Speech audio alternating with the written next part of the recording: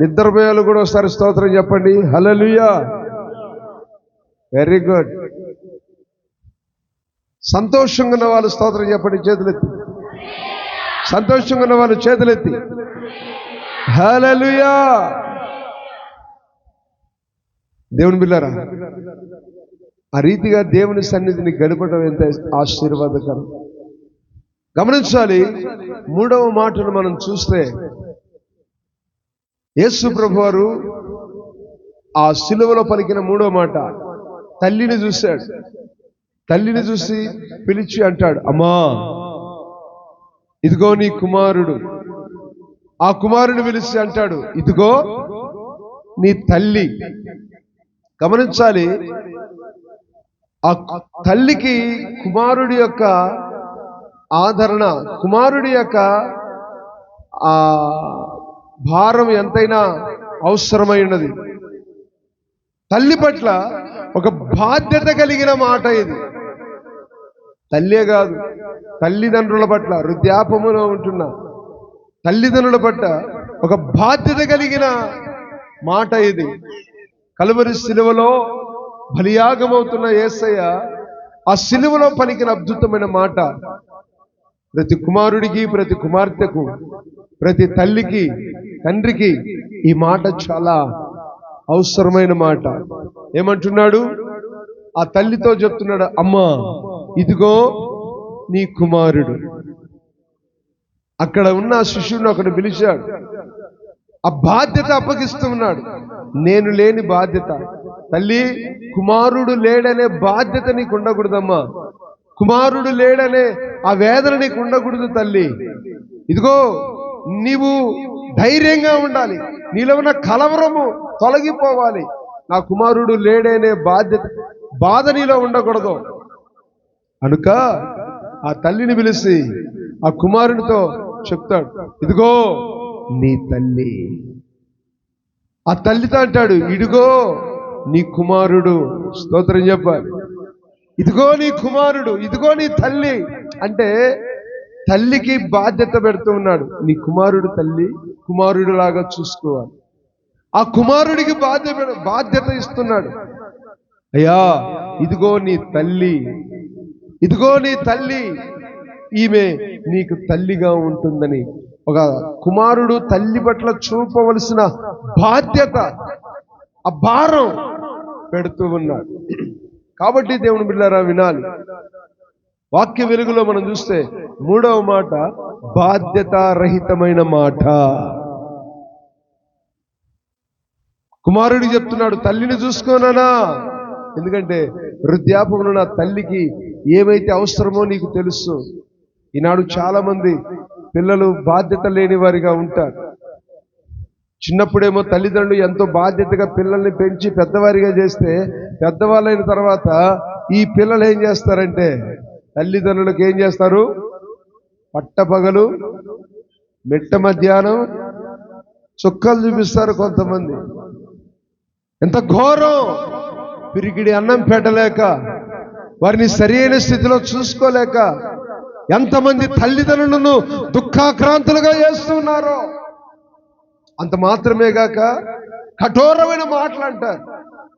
తల్లి అని విచక్షణ జ్ఞానం కూడా లేకుండా కఠినంగా మాట్లాడతారండి మూర్ఖులు. నా తల్లిదండ్రులు ఈ మాట అనొచ్చా అనకూడదని కూడా తెలియదు, మూర్ఖంగా మాట్లాడతారు. ఇంకా ఏదన్నంటే ఎందుకు అలా మాట్లాడతారంటే దానికి ఒక సపోర్ట్, పక్కన ఒకరు సపోర్ట్ ఇస్తారు. మీ అమ్మకి ఎంత చేసినా కూడా ఏమి లేదు, బుద్ధి లేదు. పెద్దదనే కానీ మీ అమ్మకి అంత చేసినా బుద్ధి లేదు. నేను నీళ్ళు ఇచ్చినా తీసుకోవట్లే, అన్నం పెట్టినా తీసుకోవట్లే, బట్టలు ఉతికినా కట్టుకోవట్లే. నేనేం చేసినా మీ అమ్మకి నచ్చలేదని అయ్యగారు పోయి కాస్త ముఖం మార్చి చెప్పిందని చాలు, ఇక లోపల నుంచి సముద్రాలు పొంగుకుంటూ వస్తాయి. భార్య మీద ప్రేమ, తల్లి మీద కోపం. ఆ అలలు కదా అలా వచ్చినట్టు, ఒక అలయేమో కోపం, ఒక అలయేమో ప్రేమ. భార్య మీద ప్రేమ. దేవుని బిడ్డ, ఎంతమంది ఆ రీతిగా తల్లిదండ్రులను దుఃఖపెట్టిన వారు లేరు. ఈ మాట అనొచ్చా అనకూడదని కూడా కఠోరమైన మాటలు. కానీ దేవుని బిడ్డలైన కోడళ్ళు నాకు తెలిసి క్రీస్తు ప్రేమ ఉంటది కాబట్టి అత్తను కూడా తల్లిలాగానే చూసుకుంటారని నేను నమ్ముతున్నా. అవునన్న వాళ్ళ స్తోత్రం చెప్పండి. సౌండ్ తగ్గింది. హల్లెలూయా. క్రీస్తు ప్రేమ కలిగిన వారు అత్తమ్మ మామయ్య అయినా కూడా ఎలా చూసుకుంటారంటే తల్లిలాగానే చూసుకుంటారు. తల్లిలాగానే చూసుకుంటారు. క్రీస్తు ప్రేమ లేని వాళ్ళు అయితే నాకు తెలిసి తల్లిని కూడా అత్తలాగానే చూస్తారు. ఎప్పుడు తల్లి మీద కూడా గయ్యి గయ్యి అని లేస్తాడు. నేనే ఎట్లా లేస్తారు అసలు. తల్లిదండ్రులు చాలా మంది పిల్లల విషయమై బాధపడతారు, ఏడుస్తారు. నా కుమార్తె అంటే నాకు భయం అయ్యాయే, నా మీదనే గయ్యి గయ్య అని లేస్తుంది. ఇంకెక్కువ మాట్లాడితే కొడుతుంది నన్ను. నా కుమారుడు అంటే నాకు భయం. వాడు ఆ రకంగా తయారాడు. నన్నే బాధ పెడతాడు, మాటలతో బాధ పెడతాడు, మాట వినకుంటే కొడతాడు. ఏం చేయాలి? ఎంతమంది లేరు? వృద్ధులు నీకు కిరీటముగా భావించి, నా తల్లి తండ్రి నాకు కిరీటములని గ్రహించి సన్మానము చేయాలి. వృద్ధాపములో ఉన్నప్పుడు, వారు చేసుకోలేని స్థితిలో ఉన్నప్పుడు క్రీస్తు ప్రేమను కలిగిన బిడ్డలు, కుమారుడైన కుమార్తెైన అత్తైన మామైన వారి విషయములో ఒకే మనస్సు కలిగి ప్రేమను చూపి ఆ రీతిగా ఆదరించగలిగితే వారు చనిపోయే నాటికి, వారు చనిపోయే స్థితిలో కూడా కోడల్లో కుమార్తెను చూడగలగాలి. కుమార్తెను చూడగలగాలండి. అలాంటి బాధ్యత ఉండాలని బాధ్యత రహితమైన ఆ మాటను ప్రభువు సిలువలో తెలియజేస్తున్నాడు. కుటుంబంలో ఒక బాధ్యత కలిగి ఉండాలి. తల్లిదండ్రుల పట్ల ఒక బాధ్యత, భర్తకు భార్య పట్ల ఒక బాధ్యత, భార్యకు భర్త పట్ల ఒక బాధ్యత, పిల్లలకు ఒక బాధ్యత, తల్లిదండ్రులకు ఒక బాధ్యత, కుటుంబంలో ఒకరికొకరు బాధ్యత కలిగి జీవించాలి. అలా ఉండాలని బాధ్యత రహితమైన మాటను ప్రభువారు తెలియజేస్తూ ఉన్నారు. దేవుని బిడ్డలారా గమనించాలి. ఆ రీతిగా దేవుని సన్నిధిలో సిలువలో పలికిన అద్భుతమైన మూడో మాట, అమ్మా ఇదిగో నీ కుమారుడు, అయ్యా ఇదిగో నీ తల్లి. బాధ్యత తెలియజేశాడు. నాలుగో మాటను చూద్దాం. పరిశుద్ధ గ్రంథముల నుండి దేవుని బిడ్డలారా, యేసు ప్రభు వారు సిలువలో పలికిన నాలుగో మాట, మత్తయి సువార్త 27వ అధ్యాయం 46వ వాక్యం. ఇంచుమించు 3 గంటలప్పుడు యేసు ఏలీ ఏలీ లామా సబక్తా అని బిగ్గరగా కేక వేసి, ఆ మాటకు నా దేవా నా దేవా నన్ను ఎందుకు చెయ్యి విడిచితివి అని అర్థము. స్తోత్రం చెప్పండి. స్తోత్రం చెప్పాలి. ఛార్జింగ్ డౌన్ అయింది. స్తోత్రం చెప్పాలి. అమ్మో లేదే, ఇంకా పురుషులు అసలు చెప్పట్లే. చేతులెత్తి స్తోత్రం చెప్పాలి. మాకు సంబంధం లేదనే. ఓ బాబు వింటున్నారా లేదా? స్తోత్రం చెప్పండి చేతులెత్తి. హల్లెలూయా. నాలుగో మాట యేసు ప్రభు వారు కలువరి సిలువలో పలికిన నాలుగో మాటను మనం చూస్తే దేవుని బిడ్డలారా, యేసయ్య ఏలీ ఏలీ లామా సబక్తా అని బిగ్గరగా కేక వేశాడు. ఆ మాటకు అర్థం ఏంటంటే, తల్లి నా దేవా నా దేవా నన్ను వేళ చెయ్యి విడచితివి. గమనించండి దేవుని బిడ్డలారా, పైభాగంలో తండ్రి తండ్రి తండ్రి తండ్రి తండ్రి అని పిలిచిన ప్రభు, ఎప్పుడైనా సరే తండ్రి అని పిలిచిన యేసయ్య ఇక్కడ ఏమంటున్నాడు? దేవా అంటున్నాడు. స్తోత్రం చెప్పాలి. దేవా నా దేవా. దేవ అంటే ఆయన తండ్రి నుంచి ఎడబాటై ఉన్నాడు. తండ్రితో ఉన్నట్లయితే ఆయన శిలువ శ్రమ పొందలేడు. తండ్రితో ఉన్నట్లయితే ఆ శిక్షను భరించలేడు. తండ్రితో ఉన్నట్లయితే ఆయన గాయపరచబడలేడు. తండ్రితో ఉన్నట్లయితే ఆయన రక్తము కార్చలేడు. కారణం ఏంటంటే వాక్యం చెప్తుంది, ఆయన పొందిన దెబ్బల చేత మనకు స్వస్థత కలుగుచు ఉన్నది. ఆయన పొందిన దెబ్బల చేత మనకు స్వస్థత. ఆ రీతిగా ఆయన గాయపరచబడి, ఆ రీతిగా ఆయన శిలువ శ్రమను పొంది, ఆ రీతిగా వేదనను భరించాలంటే తండ్రి ఆయనను విడిచిపెట్టాలి. విడిచిపెడితేనే ఆయన గాయపరచబడతాడు. అనే బాధను భరించి యేసయ్య ఆ మాట చెప్తాడు, తండ్రి నన్నేలా చెయ్యి విడిచితివి. యేసయ్య మనల్ని పట్టుకున్నాడు కాబట్టి తన కృపలో భద్రపరచబడుతున్నాం. ఆయన ఒక్కసారి విడిచిపెడితే ఎలా ఉంటుందో అనుభూతిని తెలియజేస్తున్నాడు. ఈనాడు యేసయ్యను కలిగి ఉన్నామంటే ఆయన మనలను తన కృపలో భద్రపరిచి తండ్రి చేత ఆయన విడిపించబడి మనకు రక్షణ కలుగు చేసిన కారణాన్ని బట్టే మనం ఈ రీతిగా ఆయన రక్షణ కలిగి ఉండగలిగినాము. కాబట్టి ఆయన ఒక్కసారి విడిచిపెడితే ఆ స్థితి ఎలా ఉంటుందో లేఖనాల్లో చూస్తూ ఉన్నాం. నా దేవా నీవెలా నన్ను చెయ్యి విడిచావయ్యా. తండ్రి కుమారుడు ఎడబాటు సమయం ఆ రీతిగా విడిపించబడ్డాడు. కాబట్టి దేవుని బిడ్డలారా గమనించాలి, దేవుని సంకల్పంలో, దేవుని చిత్తములో మనం ఉన్నాము. కాబట్టి మన కోసం తండ్రి యొక్క ఆ బంధాన్ని వదులుకున్నాడు యేసయ్యా. మరొక మాట అంటాడు, తండ్రి అయిన దేవుడు మరొక మాట అంటాడు, కొరడాలతో కొట్టి ముళ్ళ కిరీటం మొత్తి యేసయ్యనంత చిత్రహింసలు చేస్తుంటే, అంతగా బాధిస్తుంటే, అంతగా నలగగొట్టబడుతూ ఉంటే ప్రభు అంటాడు, అతనిని నలగగొట్టుటగా యెహోవాకు ఇష్టమాయను. యేసయ్యను నలగగొట్టడం తండ్రి అయిన దేవునికి ఏమైందంట తల్లి? ఇష్టమైంది. ఎందుకు ఇష్టం? ఆయన నలగగొట్టబడటం వలన మనందరికీ రక్షణ కలిగింది కనుక ఆయనకి ఇష్టమైంది. కాబట్టి ఒక్కసారిగా తండ్రి అయిన దేవుడు యేసయ్యను విడిచిపెట్టాడు. ఆ మాటను వ్యక్తం చేస్తున్న, నా దేవా నన్నేలా విడిచిపెట్టితివి. 5వ మాట చూద్దాం. పరిశుద్ధ గ్రంథములో యేసు ప్రభు వారు కల్వరి శిలువలో పలికిన 5వ మాట, యోహాను సువార్త 19వ అధ్యాయం 20వ వాక్యం.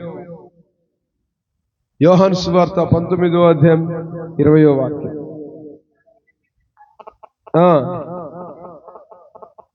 సమీపమై ఉండెను.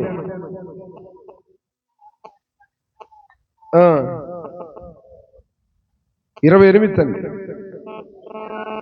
అటు తరువాత యేసు ఎరిగి లేఖనము నెరవేరునట్లు నేను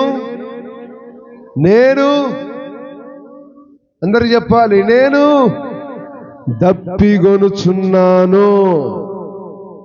స్తోత్రం చెప్పండి, స్తోత్రం చెప్పాలి. నేను దప్పిగొనుచు ఉన్నాను. యేసయ్య కలువరి శిలువలో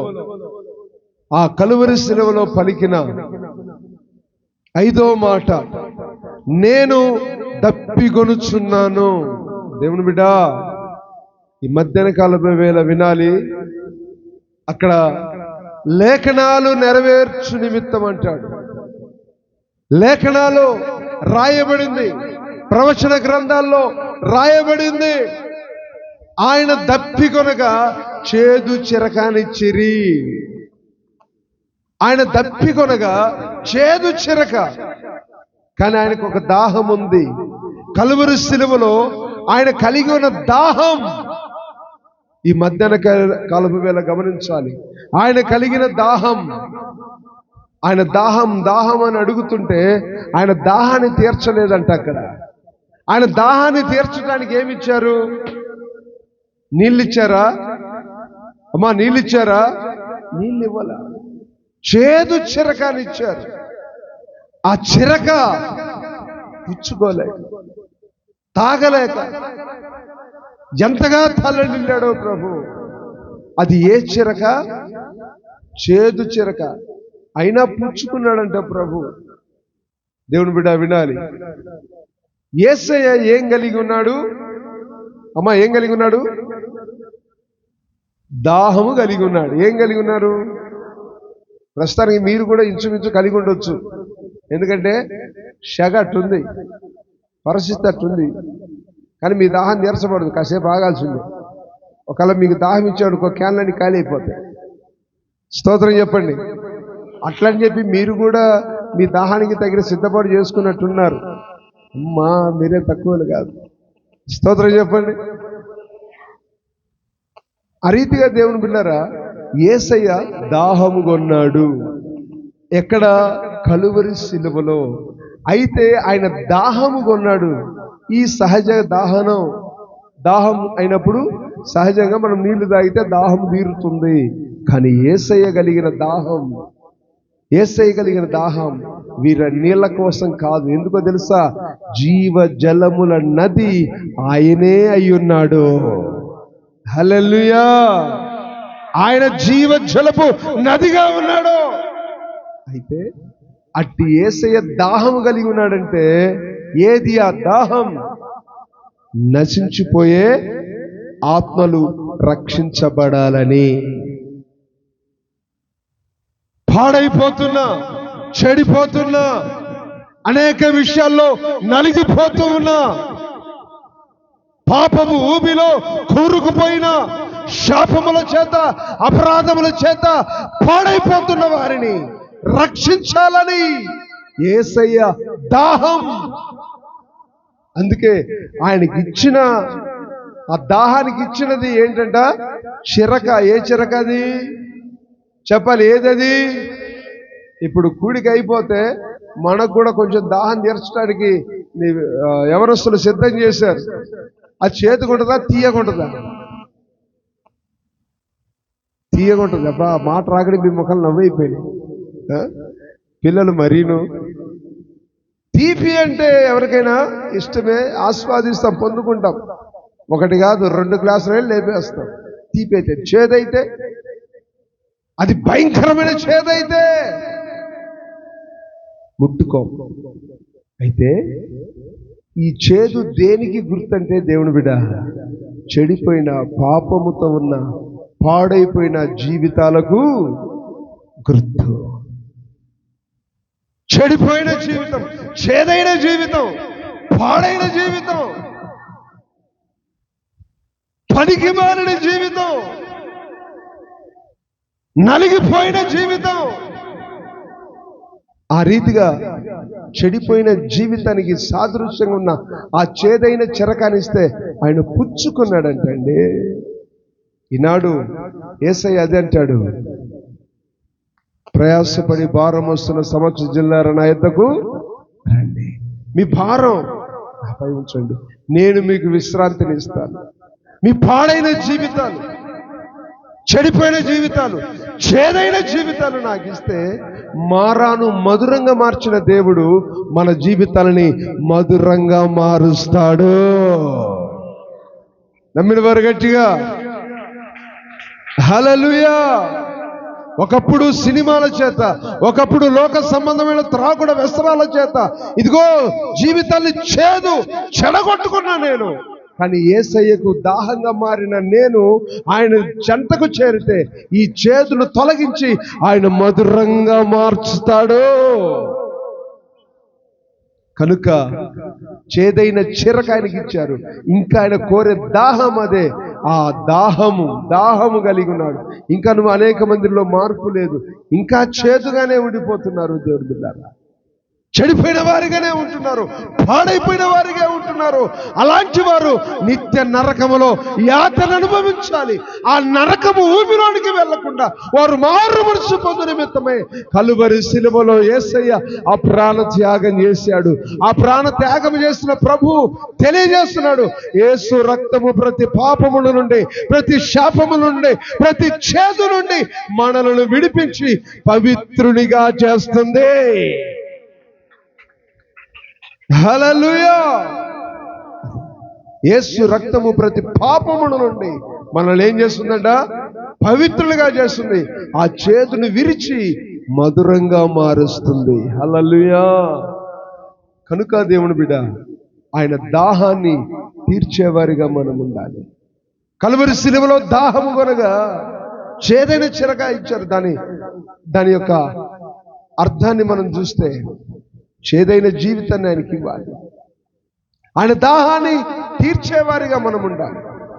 ఆ రీతిగా 5వ మాటలో ఆయన దాహాన్ని చూస్తూ ఉన్నాం. ఇప్పుడు 6వ మాట ఏం మాట తల్లి? వాస్తవానికి ఒక్కొక్క మాటనే ఒక్కొక్క గంట సేపు చెప్పవచ్చు, కానీ గంట సేపు చెప్దాం అనుకున్నా కానీ ఒక్కొక్క మాట నాకు గంట సేపు. అరే 3 అయిందే. స్తోత్రం చెప్పాలి. ఒకసారి లేచి నిలబడదు.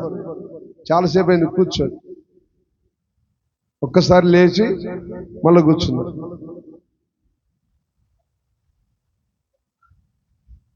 నేరము చేయను నీవు ఈ ఘోర పాపి కొరకు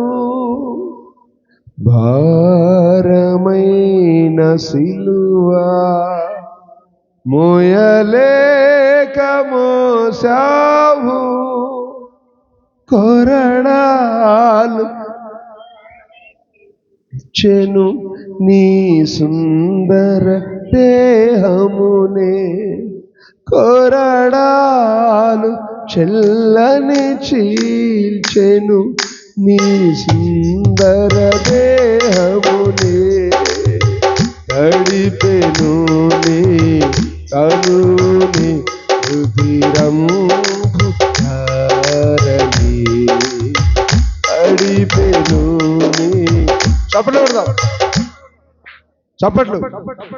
దారలే వెళ్ళి అయినా యేసయ్యా, బలి అయినా యేసయ్యా, నిలువెల్ల ఆమేన్ నీవెంతో ఆడాలి. నిలువెల్ల నలిగితివా, నీవెంతో అలసితివా, సిలువలో ఆ ఘోర కల్వరిలో సులువలా మధ్యలో వేలాడిన యేసయ్యా, సులువలా మధ్యలో వేలాడిన యేసయ్యా. చేతులెత్తి స్తోత్రం చెప్పాలి. బిగ్గరగా బిగ్గరగా బిగ్గరగా చప్పట్లు కొడుతూ కూర్చుందాం.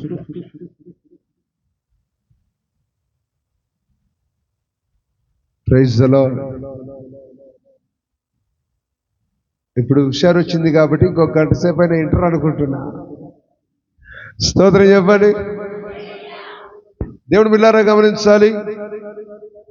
యేసు ప్రభు వారు సిలువలో పలికిన ఎన్ని మాటలు అయిపోయాయి? ఇప్పుడు చెప్పాలి. ఎన్ని? 5 మాటలు. ఇంకా ఎన్ని మాటలు ఉన్నాయి? 2 మాటలు. ఒక మాట అరగంట, ఒక మాట అరగంట, ఒక గంట సేపు అయిపోతుంది. ఓకే, భయపడద్దు, విందాం. ఒక గంటలో ముగిద్దామా? ఇప్పుడే ముగిద్దామంటారా? ఇప్పుడే ముగిద్దామన్న వాళ్ళ స్తోత్రం చెప్పండి. ఒక్కడు ఒకటి పని చేయదు. అయితే ఇంకా ఒక గంట సేపు విందామన్న వాళ్ళ స్తోత్రం చెప్పండి. ఓటు ఎక్కువ ఉన్నాయో స్తోత్రం చెప్పాలి. పైకే పాపయ్య అని ఉంటుంది, లోపల అన్నాడు పాపయ్య. దేవునికి స్తోత్రం. మంచిది దేవుని బిడ్డలారా. ఆ రీతిగా యేసయ్య సిలువలో పలికిన మాటలు దేవుడు తెలియచేశాడు అనేక సంగతులు. 6వ మాటను మనం చూస్తే, 6వ మాట పరిశుద్ధ గ్రంథముల నుండి 19:30వ వాక్యాన్ని చూద్దాం. యేసు ఆ చిరక పుచ్చుకొని సమాప్తమైనది చాలు ఏమని చెప్పాడు తల్లి? చెప్పాలి. ఏమని చెప్పాడు? సమాప్తమైనది. సమాప్తం అంటే అయిపోయింది, ముగించబడింది. ఇంగ్లీష్లో క్లోజ్. దేవుని బిడ్డ, సమాప్తమైనది. దేనికి సమాప్తమైనది? యేసయ్య ఈ భూమి మీద ఏ పని నిమిత్తమై వచ్చాడో, ఏ పని అయితే చేశాడో, ఆ చేసిన పని ఏమైంది? సమాప్తమైనది. హల్లెలూయా. గమనించాలి, సమాప్తము అని ఎప్పుడు చెప్తామంటే, అప్పగించిన పని లేదా వచ్చి చేయాల్సిన పని ఎప్పుడు అయిపోద్దో అది ముగిసిపోయినాక ఏమని చెప్తాం చూద్దామా? సమాప్తము. సమాప్తం అంతే, ఇంక అయిపోయింది. దేవుని బిడ్డ గమనించాలి, సమాప్తము. యేసయ్య ఈ లోకానికి ఎందుకు వచ్చాడు? ఒకానొక దినాన ఒక మాట చెప్తాడు. యేసయ్య తన శిష్యుల పాదాలు కడుగుతుంటే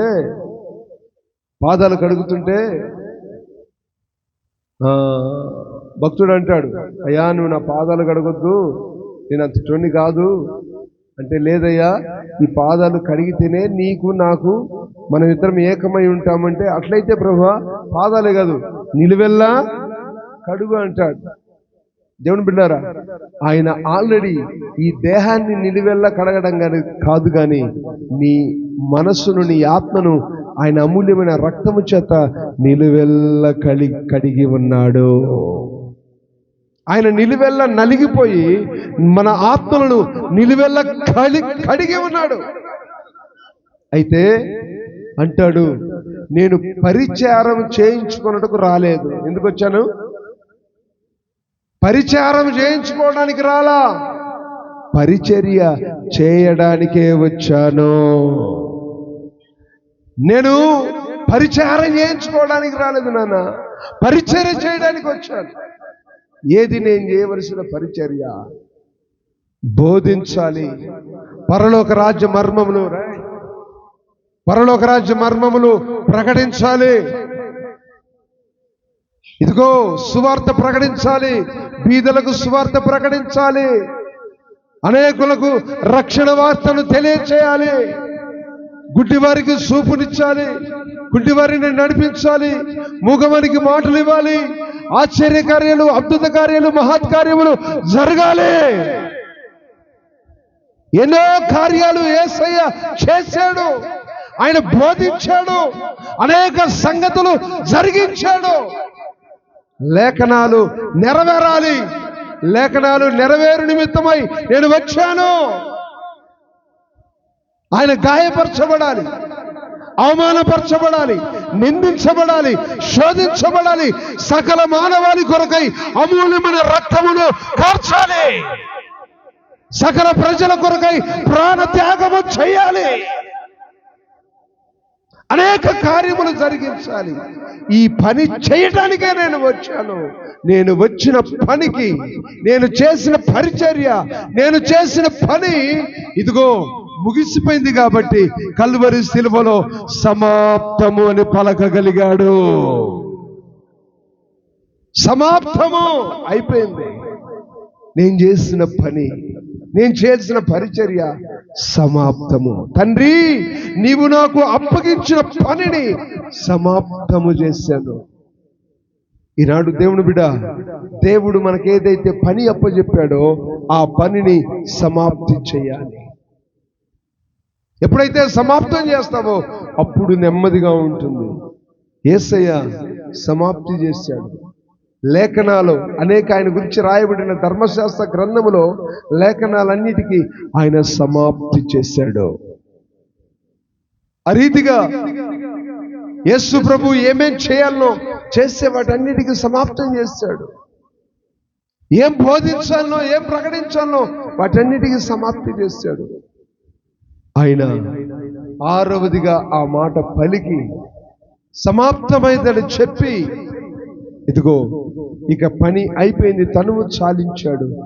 7వ మాట చూస్తే దేవుని బిడ్డరా, వాక్య వెలుగులో మనం చూస్తాం. లూకా సువార్త 23వ అధ్యాయం 46వ వాక్యం. అప్పుడు యేసు గొప్ప శబ్దముతో కేక వేసి, తండ్రి, నీ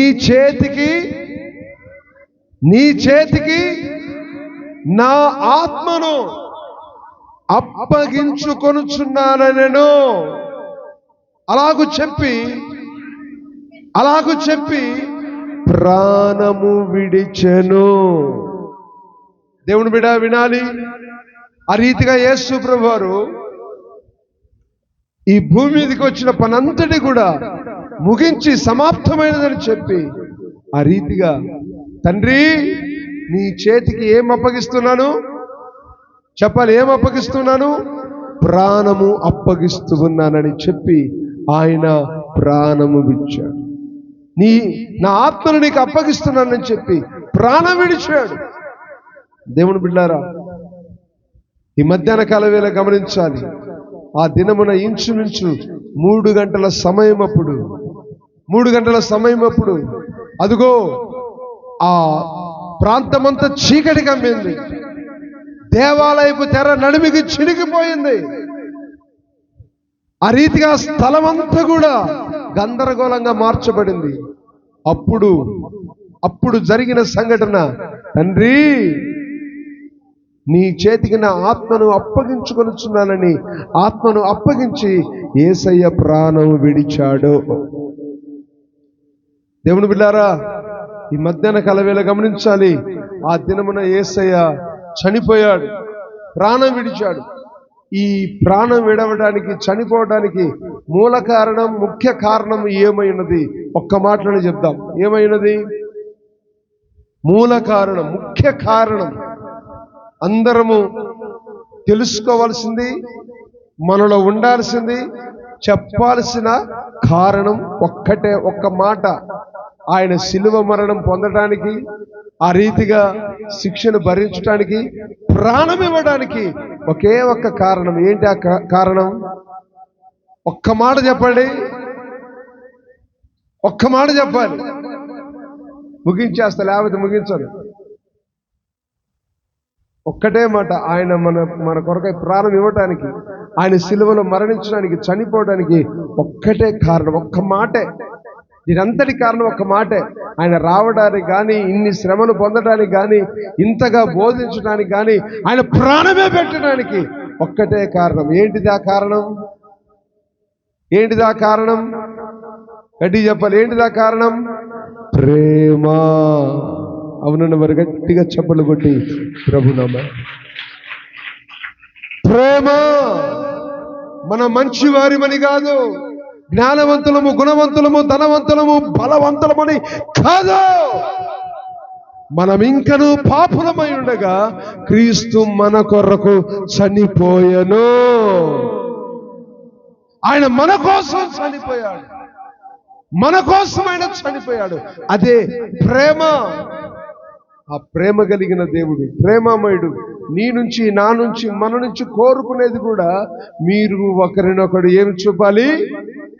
చెప్పాలి. ఏమి చూపాలి? ఈ గుడ్ ఫ్రైడే శుభదినమున ఆయన మనకు చూపించినది, చెప్పినది, నేర్పించేది ఏంటిది? గట్టి చెప్పాలి. ప్రేమ. అట్టి ప్రేమ కలిగి గుడ్ ఫ్రైడే శుభదినమున ఆయన నా కోసమే మరణించాడు, నా కొరకే ఇంత స్థితిని పొందాడు. ఆయన రావడానికి ప్రేమ, ఆయన శ్రమ భరించడానికి ప్రేమ, శిలువ మరణం పొందడానికి ప్రేమ, ఆయన చనిపోవడానికి కారణం ప్రేమ. ఆ ప్రేమను కలిగిన మనము ఇతరులను కూడా ప్రేమ చూపుదుము గాక. క్రీస్తు శిలువలో చూపిన ప్రేమ మనము కూడా మన పొరుగు వారి పట్ల చూపుదుము గాక. ఈ గుడ్ ఫ్రైడే శుభదినమున ఆ ప్రేమమయుణ్ణి, ప్రేమ స్వరూపిణి, ప్రేమ కలిగిన దేవుని మన గుండెల నిండా కలిగి ఉందుముగాక. మోకరించండి, ప్రార్థన చేద్దాం. మోకరించాలి, ప్రార్థన చేద్దాం. దయచేసి మోకరిద్దాం. అవకాశం ఉంటే, స్థలము లేదంటే వద్దు. కానీ ఆ ప్రేమ కలిగిన వారు, యేసయ్య నా కోసమే బలియాగమయ్యాడు, నా కోసమే ఈ భూమికి అవతరించాడు. నా కోసమే నిన్ను వల్ల నలిగిపోయాడు. నా కోసమే ఆయన శిలువ శ్రమను పొందాడు. నా కోసమే కొరడా దెబ్బలు తిన్నాడు. నా కోసమే నేను పొందవలసిన శిక్ష ఆయన పొందాడు. ఇంతటికి కారణము నేనే కదా, నేనే కదా, నేనే కదా, నా కోసమే కదా. ఒక్కసారి మనల్ని మనం పరీక్షించుకుందాం. ఆయన చెప్పిన, ఆయన చూపిన ఆ ప్రేమను మనం ఇతరుల పట్ల చూపుతున్నామా లేదా? నిన్ను నిందించిన వారిని సహితము, హింసించిన వారిని సహితము, బాధించిన వారిని సహితము నీవు ప్రేమిస్తున్నావా లేదా ద్వేషాన్ని పెట్టుకొని ఉన్నావా? అలాంటి ద్వేషం పెట్టుకున్నట్లయితే ఇంకా 100 గుడ్ ఫ్రైడే చేసిన ప్రయోజనం లేదు కదా, ఇంకా 100 సార్లు యేసయ్య చనిపోయిన ప్రయోజనం లేదు కదా. దేవుని బిడ్డ, నీకోసమే ఆయన ప్రేమ చూపాడు కదా తల్లి, నీకోసమే ఆయన ప్రేమ చూపాడు కదా తండ్రి.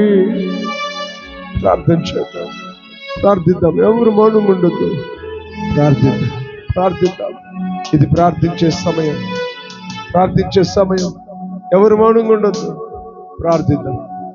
విన్న వాక్యం విడిచిపెట్టుకోకుండా విశేష జాగ్రత్త కలిగి జీవించులాగున్నా మన మధ్యలో ఉంటున్నాం సహోదరుడు తిమోతి వచ్చి ప్రార్థన చేస్తాం. Timothy, thank you lord. మనల్ని మనం పరీక్షించుకుందాం బిడ్డ, ప్రార్థన చేద్దాం, ప్రార్థన చేద్దాం.